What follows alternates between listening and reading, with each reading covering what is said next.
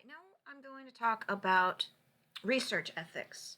So I'm going to divide this into two sections. First, I'm going to talk about ethics in human subjects research, and then in the second installment, I'm going to talk about animal research, ethics, and validity to all things animal research. So to start, we're going to talk about research involving human subjects, of which the vast majority of psychology relies on human participation. Now, we care about ethics in research, despite the fact that you might think that ethics is more the purview of philosophy, because you cannot divorce the process of science from our obligations to treat other people well and to be moral and to do the right thing. Science, in the void of ethical considerations for people's rights and for your responsibilities, can yield sort of unfathomable tragedies. Sorry. So there's been some really awful, famous failures of ethical treatment of human subjects throughout United States history and in the history of the world. If we're talking United States history, hopefully, you've heard of the Tuskegee syphilis study. So, we talk about the Tuskegee syphilis study because A, it grounds us in a conversation of just what are the ethical principles we need to uphold as scientists. Second, it gives us the framework for the ethical principles we uphold, really kind of directly from this failure of ethical treatment, we developed our sort of pillars of ethics. And I think it's just really important to not forget about where we've come from so we know where we want to go forward. This is a really painful part of the United States history because this study was so racist and so unethical that I think it's important that we don't forget about it because this caused a lot of pain in the people who were affected. And I don't think that it would be just or fair to forget this story. So if you've never heard of the Tuskegee syphilis study, it is important because it gives us an understanding of the history of science in the United States and how it's not just discoveries and amazing things. There's a really painful side to that history as well. So, what is the Tuskegee syphilis study? This was a research study that was actually developed by scientists who were employed by the United States government as part of the Public Health Service, now known as, I believe, the Department of Health and Human Services, but it was known as the Public Health Service back when the study was created in the 1930s. So, what was the point of the Tuskegee syphilis study?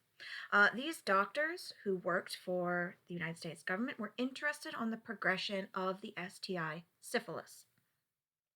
They specifically had an idea that syphilis progressed differently in black men versus white people. So, what they did is they recruited a sample of African men from Tuskegee, Alabama, into this long term study. Now, unbeknownst to the men, they all had syphilis. The doctors did not tell these men that they had a diagnosis. They were instead informed that they had something called quote unquote bad blood. Now, they presented initially with some of the primary symptoms of syphilis, which can be sort of like an uncomfortable flu. It's mostly just unpleasant, but as syphilis goes untreated, it can yield some pretty horrifying secondary and final symptoms, including dementia and death. It's a really horrible disease to experience. It is passed through sexual transmission. So it is the kind of thing where public health should dictate that these men knew what they had and understood the disease. So that's a first failing in this particular study. Now, you might be thinking to yourself, why didn't these men get treatment? And that's a really good point. The beginning of the study in the 1930s, there actually was no known widely accepted treatment for the disease syphilis. So you might think to yourself, no harm, they wouldn't have gotten treatment anyways. Well, the treatment for penicillin became known within a few years of the study's inception. It's actually just treated with the antibiotic penicillin. Penicillin became widely available within the first few years of the study, and yet the research study continued. So these men were recruited into the study, said they would receive medical treatment and money. They weren't given treatment, they were really just having doctors take notes and observe their symptoms and the progression of the disease. The study actually went on for decades. Many of these men died from syphilis. They passed it on to their wives. Some of their children were born with congenital syphilis. And these doctors knew that these men could be treated and could be cured, and still they let the study continue. It actually wasn't until an expose in the New York Times. Syphilis victims in the United States went untreated for 40 years. You can see that headline there. It wasn't until there was this expose that the study actually concluded in the 1970s. So this is not totally ancient history. These men were abused by the United States government and a community of scientists for decades. You might be thinking to yourself, for what reason? What was the purpose of this study? There's an ethical problem there. Was the initial study idea racist just from its conception? I would argue that yes. But really key here is all the failures to treat these men as individuals worthy of respect and worthy of being treated fairly and worthy of having people care about their lives and well-being. And these scientists in the United States government, they just didn't. For whatever reason, a sort of single mindedness obsession for the science itself, or more explicit racism, probably a little bit of both. All things told, this is a really shameful, horrible breach of ethics, famous in the history of science and medicine in the United States. It was really once this study became exposed that the United States started to take ethics in human subjects research seriously. It wasn't until this study was exposed that we started to pass laws about how participants, human subjects in our studies, could be treated. So, based on the legacy of this horrible study, we have pillars of ethical treatment of human subjects that all scientists, psychologists included, need to uphold to make sure that we're doing the right thing. So these basic pillars, they are to treat people with respect, so things like giving them informed consent and respecting them enough to make their own autonomous decision, minimally using deception or misleading them, just basically treating people with the respect that they deserve. You can't harm people. You basically need to make sure that there will not be any lasting or devastating psychological or physical consequences to your participants' participation in the study. And then, in terms of who actually is recruited to be in your study, you need to keep an eye towards not unfairly targeting the disadvantaged. So, you can't exclusively recruit poor people and offer them money because you know they really wouldn't be in a position to turn it down. You need to be really careful about research in prison populations because those might be people who don't feel like they can say no. With children, with people who have disabilities, now, certainly in the case of the Tuskegee syphilis study, all of these principles were violated. The men were not informed as to the actual purpose of the study, and they did not give consent, so they were not treated with respect. They experienced a lot of harm. They experienced permanent physical and psychological damage, up to and including death. Their loved ones, their wives, and their children, they suffered as well.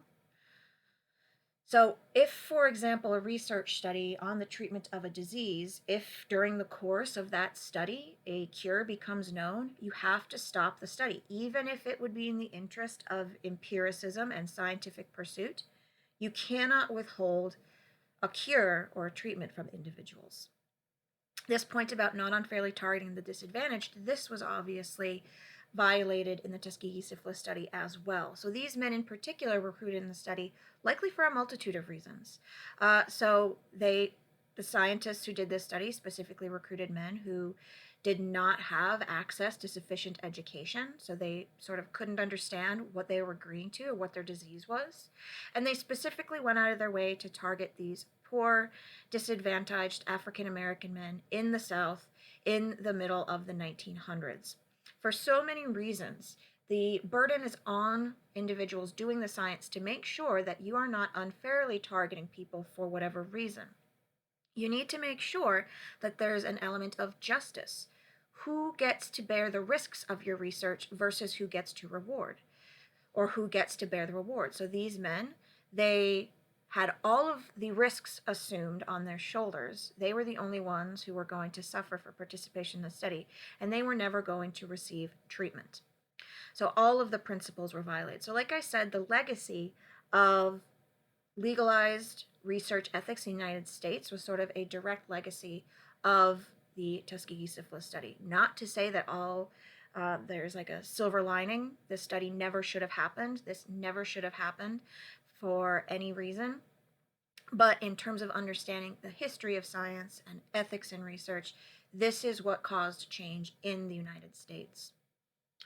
Some other examples of famous research studies that get talked about in this conversation on research ethics from the field of psychology paint a slightly more ambiguous picture of just how exactly we need to approach this question of research ethics, right? Nothing was redeeming about the Tuskegee syphilis study.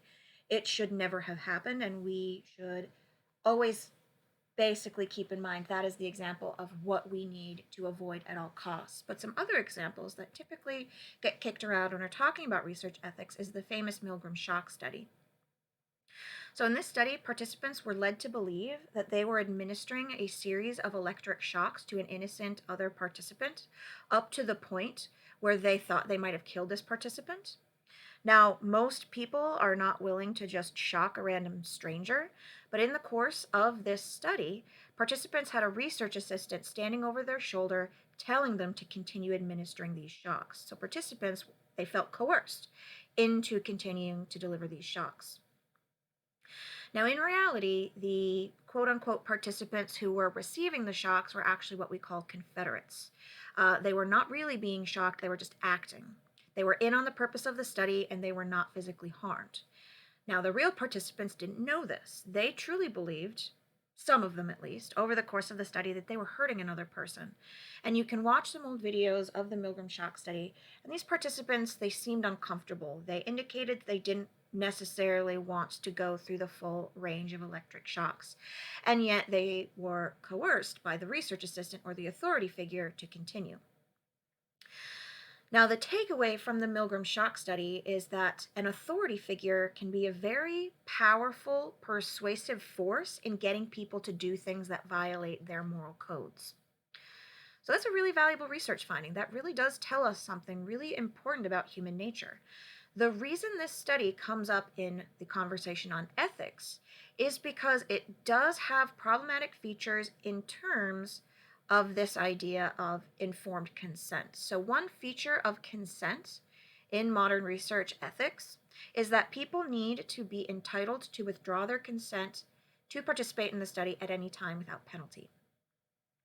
Now, these participants, they were not handcuffed to the chair, they didn't have a gun to their head. They just had someone who was basically pressuring them into that unethical behavior. So it sort of skirts a sort of a dubious line there. Did participants really feel like they could say no to this researcher? So it's, in that sense, a little bit dubious or ambiguous. I would say you definitely couldn't get away with that level of coercion in modern research, but do ask yourself whether or not this is an example of something that is worthwhile, that this is a valuable study to have happened, because you really couldn't figure out that element of human nature, that power of authority, and just how far it can get you to go without this research paradigm that used a little bit of deception. Now, a secondary aspect of ethics that comes up in this discussion on Milgram is the idea that were participants harmed over the course of the study? Would it be potentially traumatizing for participants to think that they possibly electrocuted someone to death? Certainly, to think that you killed something for most people would be tremendously distressing, maybe traumatizing. In the Milgram study, participants were fully debriefed as soon as the study was over. They met the Confederate and found that they were perfectly safe and healthy, and they were fully informed that they did not, in fact, harm nor kill anybody. Now, famously, participants were tremendously relieved and they felt like a weight was lifted off their shoulders once they learned that they hadn't hurt anybody. But you could ask yourself whether or not there's some sort of long term damage that they might have experienced. Some of Milgram's researchers did stay in touch and follow up with some of the participants months out from their participation, asked the participants if they had any lingering side effects or how they were feeling. And all the participants they spoke to said that no, they were perfectly fine and they were really glad they participated. They valued the experience and they really learned something about themselves. So, again, this is a little bit more of an ambiguous sort of a study. These points sort of force us to have this philosophical debate of where the line is and how much is too much. Um, in terms of whether you could do Milgram the exact same way today, now that we have legalized codes of ethical treatment in human subjects research, no. You could not replicate Milgram exactly this way today. We have more rigid standards around consent and people's ability to withdraw consent. And it's a little bit harder for us to get research approved that might be sort of psychologically harmful for people. So, whether or not you think Milgram is sort of okay, if it was sort of the product of its time, and how you feel about it, these are all sort of philosophical questions to have a discussion about. Sometimes there is no black and white answer. Now, another study that famously comes up in this ethics conversation is the Stanford Prison Experiment that I'm sure you're all well aware of. So, the Stanford Prison Experiment, the basic paradigm was Phil Zimbardo, a researcher at Stanford, was interested in whether or not uh, granting any random person a little bit of authority would sort of transform them into a sort of a violent reactionary or sort of fascist monster.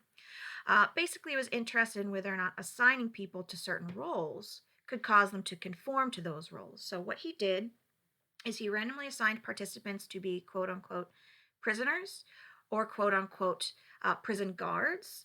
And he basically just let this little play unfold in the basement of a building on Stanford's campus, where he sort of saw whether or not the people assigned to police guards became sort of fascist monsters. And in fact, he found that they did. They became more violent, they became a lot more thuggish towards the quote unquote prisoners. And he additionally found that the prisoners sort of conformed to their role. They became a little bit more likely to freak out and feel anxious and to want to rebel against the guards. The Stanford Prison Experiment has sort of always come up in this question about ethics because it's a really controversial study. Basically, the study had to be shut down far earlier than it was designed to be. It was designed to go on for, I think, like a month or so, and it was shut down after, I believe, less than a week because people were kind of freaking out. The participants were freaking out. There's a famous recording of a quote unquote prisoner who had locked himself in a closet and he's screaming that he wants to get out of there. So, whether or not people were experiencing harm, that's potentially relevant. Participants feeling like they couldn't leave, that's potentially relevant as well. And so the sort of classic ethical discussions have always sort of swirled around the Stanford Prison Experiment. Here's something that you might not be familiar with. Beyond those sorts of classic discussions about whether or not participants in the Stanford Prison Experiment felt like they could leave and how people were starting to freak out and how it ended so early, recent discoveries upon further investigation into the Stanford Prison Experiment has found that basically there was a lot more shadiness going on with this experiment than you initially may have thought. Basically, the idea of the Stanford Prison Experiment was, hey, look, we assigned people to these roles and they sort of naturally started adhering to them and freaking out.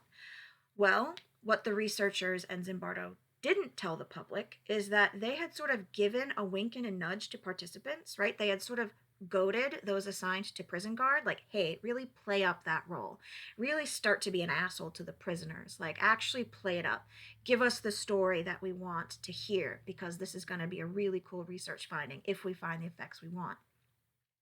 That's not how you're supposed to do science. You're not supposed to have your thumb on the dial. You're just supposed to use your empiricism. So the researchers sort of skirted ethical boundaries of actually reporting their research process. And in doing so, they misrepresented their research findings to the public. So I really can't trust that the Stanford Prison Experiment really gave us the conclusions that so famously have been associated with them. This idea of social roles and conformity right? This study was really not able to give us those conclusions because it was sort of dubiously managed. Additionally, the very famous recording, and you can find this on YouTube, of the prisoner who had locked himself in a closet and he was screaming, like, "You gotta get me out of here!" The conversation has historically been like, look, someone was having a mental breakdown. Um, Obviously, this study was potentially traumatizing. This investigation into the Stanford prison experiment had people doing this digging talk to that participant in question. And what they found was that the prisoner participant from the recording had asked the researchers if he could leave because he decided that the study was not altogether that entertaining and he wanted to get out and study for the GRE, is what he tells us now. Upon hearing from the researchers that he really couldn't leave halfway through the study, he proceeded to fake having a mental breakdown. So, that very famous recording, the dude was faking it. He'll tell you now that he was just trying to get out of the study, and the researchers wouldn't let him. So, here's what all is sketchy about that. A, did researchers really not participants leave when they asked to leave? Part of this investigation found that Zimbardo and the researchers claimed that participants were made aware of a quote unquote safe word that they would need to say verbatim to get out of the study. And they claim that the participant from the recording failed to use that word specifically, and as such, they didn't know if he actually wanted to cease participation. Now, the informed consent form from the Stanford prison study has been obtained. No language in regards to a safe word. So, did they actually have one? We can't really know. There's just so much sketchiness about this study. And then, B, one of the very famous things to emerge from that study about that prisoner's mental breakdown and just how the experience of being a prisoner can sort of drive people to the brink, that's bullshit too. It was just a complete fake. So, all in all, I'm sure you've heard of the Stanford Prison Experiment. I hope that all I've described to you here just makes you think a little bit more about just how ethics relates to this particular study. It's not just this sort of classic ethical pillars being violated, it's this idea of how the research and the science is actually communicated and represented that has a sort of a different ethical violation relevant to this particular famous study. So screw Zimbardo, he's probably a giant liar. Okay, so now I'm going to finish out this portion of the ethics lecture by just walking through a few of the sort of codified ethical guidelines. Some of them are more symbolic in nature and some are actually legally enforced. So starting with your more symbolic ethical codes, one is the Nuremberg Code that came out in 1947. So if you're familiar with the Nuremberg trials, this was the largely symbolic series of trials against Nazis who committed war crimes during World War II. These trials are meant to sort of put them on trial for all the crimes they committed against humanity in the Holocaust and just in general over the course of World War II. One of the violations of treating people well over the course of World War II, I mean, of course, we're all familiar with the Nazi concentration camps and the story of what people suffered there. One thing that was identified as a war crime were Joseph Mengel's Nazi medical experiments. So he subjected concentration camp prisoners to a series of medical experiments, forced vaccinations, and genetic trials. He had this weird obsession with twins. Joseph Mengele was a monster. They did a lot of medical experimentation in the concentration camps on prisoners who obviously couldn't consent. So the reason the Nuremberg Code that outlines ethical treatment for human subjects emerged from the Nuremberg trials is that this non-consenting forced medical experimentation was part of the human rights that were violated by the Nazis over the course of World War II. So the Nuremberg Code is symbolic in nature. It was not formally adopted by law in any country, but it was historically a seminal moment whereby it was the first moment where internationally countries came to a consensus on what would constitute ethical treatment of human subjects in scientific research. Additionally, the World Medical Association created their own international symbolic ethical set of codes known as the Declaration of Helsinki, because that's where the World Medical Association met. It basically is a set of ethical principles that's targeted towards medical research, and it mirrors a lot of the same pillars that were first outlined in the Nuremberg Code. So things like people needing to consent and do no harm. Now, if we're talking legalized codes, if we're talking United States, the Belmont Report that came out in 1979, it came out of a committee that the United States government put together of researchers and scientists and ethicists. And they created a report that outlines the ethical principles that must be legally enforced in the United States. So this is the same language that you saw a few slides ago, right? Respect for persons. This principle famously houses the idea of informed consent. To respect people, it means to tell them what they're going to be getting into and what risks they stand by participating in a study. Beneficence, or do no harm, but also try and do good. So beneficence goes beyond avoiding harm, and it encourages scientists to seek to help people and to benefit people. So don't just make sure that you're not hurting people. Try and have an eye towards helping the world and making the world a better place and helping people. And this justice principle, that's about not unfairly targeting the disadvantaged. So making sure that there's a sort of an equal balance for who bears the risks of the research versus who reaps the benefits. So, for example, if you're taking medical research, someone who participates sort of stands all the risk of being in maybe an experimental trial. They need to also be able to benefit from any discoveries that that research yields. So if a certain research study leads to the development of an important treatment, then the participants need to be able to access that treatment themselves. So, a fair balancing of who is actually going to benefit from your research study. Fun fact about the history of research before the time of legalized ethical codes, the vast majority of research participants were poor people for centuries. Poor people would then not really stand to bear the reward of their research. They wouldn't get medical treatment. That would basically go towards medical treatment for rich people. So, famous history of sort of economic injustice in the history of research that currently, based on modern legal guidelines, we cannot actively target poor people or people who can't necessarily completely consent.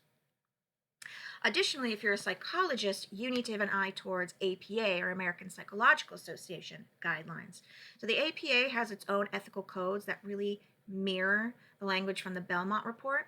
Now, the Belmont Report actually has some legalized enforcement behind it. There are actual laws in the United States that enforce the standards of the Belmont Report. Not so with the APA. The APA is not going to throw you in jail, but they do have their own code of ethics. It outlines things like informed consent for participants in psychology research. It governs things like the creation of an institutional review board. Any institution, be it a research university or a medical association, that does research needs to have a review board that oversees which research is ethically doable versus which research needs to be amended. Additionally, very relevant in psychology is the use of deception. So, to what extent can we withhold the full truth of the purpose of our study to participants? Because if you're talking psychology, we typically would not be able to get participants' natural responses if they know the full extent of some of our hypotheses. So, the APA has some specific guidelines that say that you can use a bare minimum of deception. You basically have to give participants enough information that they would be able to reasonably provide consent, but you can maybe mislead them just enough to get their natural reactions to your research. Additionally, standards for research misconduct. So, if, for example, it's discovered that you're falsifying data, then you might be barred from doing psychology research in the United States, basically. So they oversee a lot of ethical considerations, particularly relevant to psychology researchers. There's just some more information about the APA. Again, it's going to have its own set of ethical codes that sort of mirror the ones that we've seen before from the Belmont Report, from the Nuremberg Code. It's just that the language is slightly different and they break off 5 pillars instead of 3, but all the basic same ideas are present, basically whatever code of ethics you're dealing with. Right, so the APA has their specific language about participants needing to provide informed consent and the idea that they can withdraw consent at any time.